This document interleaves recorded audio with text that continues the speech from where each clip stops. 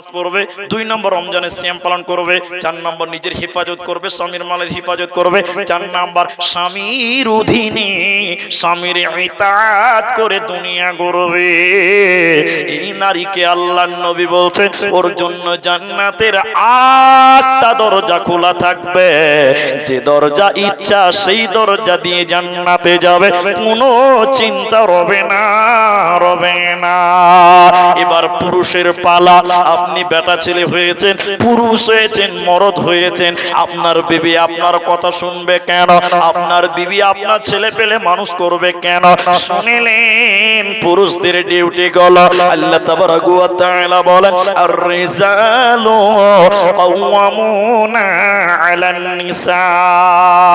সারা পৃথিবীর যত মেয়ে আছে রে, ওই মেয়েগুলোর নেতা বানিয়েছেন আল্লাহ পুরুষকে, হাকিম বানিয়েছে আল্লাহ পুরুষকে, জজ বানিয়েছে আল্লাহ পুরুষকে। পুরুষেরা কেন হাকিম? আপনি কেন গার্জেন? আপনার বিবির গার্জেন আপনি কেন? আপনার মেয়ের গার্জেন আপনি কেন? 3টা কথা বলে দিব, তার মধ্যে কোরআন 1 নম্বর বলে ওয়াবিমা আনফাকু মিন আমওয়ালিহিম। মাল ইনকাম করার দায়িত্ব আল্লাহ পুরুষকে দিয়েছে, আর খরচা করার দায়িত্ব নারীদেরকে দিয়েছে। তার মানে মাল ইনকাম করো আর নারীদের পেছনে তোমরা টাকা খরচা করো। পুরুষের দল খবরদার নারীর ইনকামের ভরসা করবে না, নারীদের ইনকামের আশা করবে না। আল্লাহ তোমাকে হাকিম বানিয়েছে, পুরুষ বানিয়েছে, জজ বানিয়েছে, তুমি নেতা, তুমি হুকুমাতি চালাবে, তুমি কামাই করবে, আর সংসারকে তুমি খরচ করবে, সংসারের পেছনে তুমি খরচ করবে। এর জন্য পুরুষ আল্লাহ নেতা বানিয়েছে।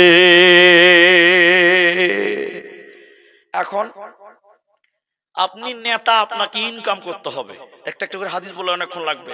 হযরতে মুআয রাদিয়াল্লাহু তাআলা আনহুকে রাসূলুল্লাহ সাল্লাল্লাহু আলাইহি সাল্লাম 10টা ওসিয়ত করেছিলেন। সবাই বলুন কটা?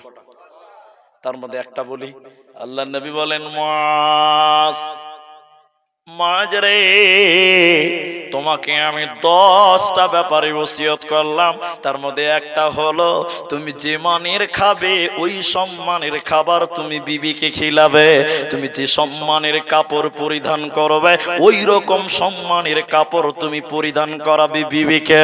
তুমি রায়গঞ্জ বিরিয়ানি খেলে, মাটন বিরিয়ানি, চিকেন বিরিয়ানি বাড়িতে আলোচনা করে বিবি ভাত খাবে, এটা ইসলাম বলে না। তুমি মাটন বিরিয়ানি খেয়েছো রায়গঞ্জে, বিবির জন্য তোমাকে নিয়ে আসতে হবে।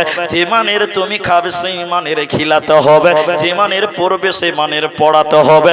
এই জন্য পুরুষকে আল্লাহ হাকিম বানিয়েছে। 2 নম্বর কারণ, সারা পৃথিবীর যত মেয়ে আছে এরা যদি গুনাহ করে আর জাহান্নাম যায়, তো তারা একা জাহান্নাম যাবে না, ওই মেয়েগুলোর সঙ্গে 4খানা পুরুষকে দাঁড় করা হবে। কেন? 4টা পুরুষ হলো নেতা, 4টা পুরুষ হলো হাকিম। তারা কারা? যখন কোনো মেয়ে জন্ম নেয়, যখন কোনো ছোট মেয়ে জন্ম নেয়, ওই মেয়েটার গার্জেন হয় তার বাবা।